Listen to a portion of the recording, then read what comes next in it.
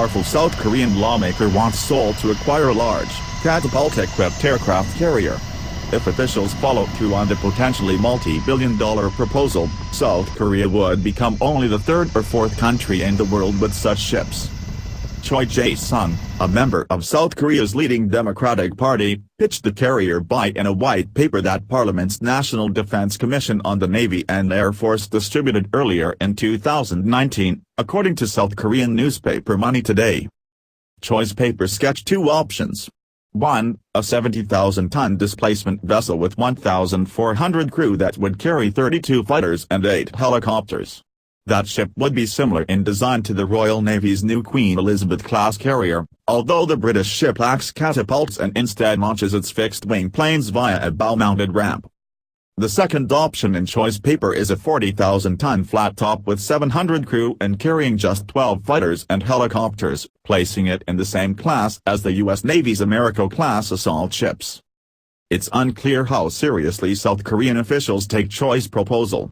But Seoul already is developing an aircraft carrier, albeit a smaller one than the lawmaker pitched. The new aviation ship could help Seoul's navy to compete with its main rivals, the Chinese and Japanese fleets.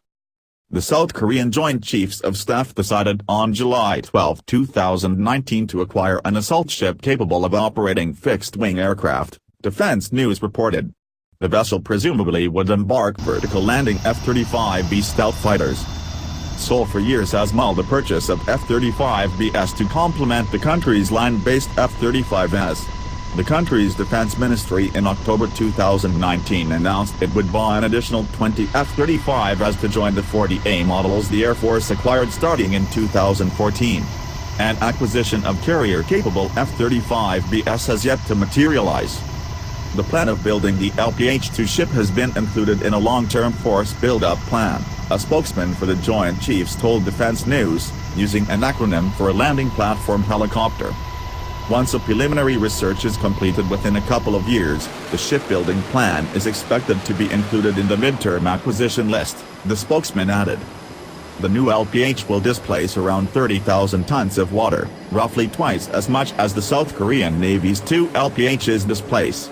The older assault ships embark only helicopters. A 30,000-ton vessel easily could operate a dozen or more F-35Bs plus other aircraft. Acquiring a carrier represents a symbolic and meaningful step to upgrade the country's naval capability against potential threats posed by Japan and China, Kim Da-young, an analyst with the Seoul-based Korea Research Institute for National Strategy, told Defense News. The new flat-top, and Choi's pitch for even bigger aviation vessels, is part of a wider naval buildup in South Korea.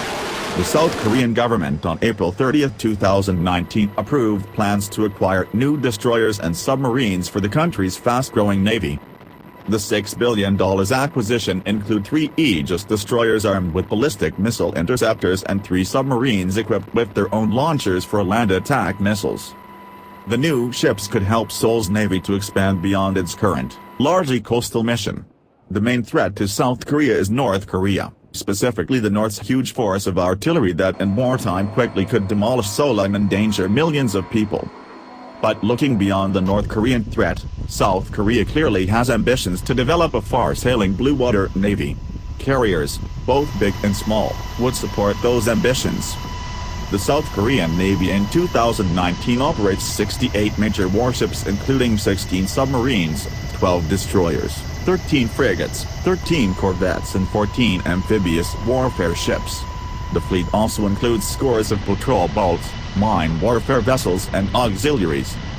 The 3 new Sejong the Great-class destroyers and 3 new Dosan and Changho-class submarines apparently will expand the fleet rather than replace older vessels. The new Aegis destroyers will be outfitted with an upgraded missile launch system which will allow them to intercept ballistic missiles, Yonhap News Agency reported. They will also represent a marked upgrade in detection and tracking abilities. The Navy currently possesses 3 of the Sejong the Great-class destroyers that it acquired between 2008 and 2012. The 11,000-ton displacement destroyers are among the most heavily armed in the world and boast 128 vertical missile cells for SM-3 air defense missiles and Haiyan-Mu-3C cruise missiles. The new submarines during wartime also would hunt North Korea's own large but aging fleet of subs. Pyongyang operates around 70 undersea vessels, including around 20 Soviet-designed Romeo-class attack boats and scores of midget submarines. South Korea's first carrier will sail into crowded seas. Japan's cabinet on December 18, 2018 approved the plan to modify the Japanese Navy's two 27,000-ton displacement Izumo-class helicopter carriers to embark F-35s. The modifications could result in the Japanese fleet operating, for the first time since World War II, flat-tops with fixed-wing aircraft. The Chinese Navy has two carriers. Another is under construction. Beijing's fleet could possess as many as 6 aircraft carriers by the mid-2030s, experts told state media. They could be a mix of conventional and nuclear-powered vessels, some with rams, others with catapults. Even the smallest Chinese carrier displaces around 60,000 tons of water, making it twice as big as South Korea's likely first flat-top. But the biggest of the ships Choi has proposed at least would match the Chinese vessels.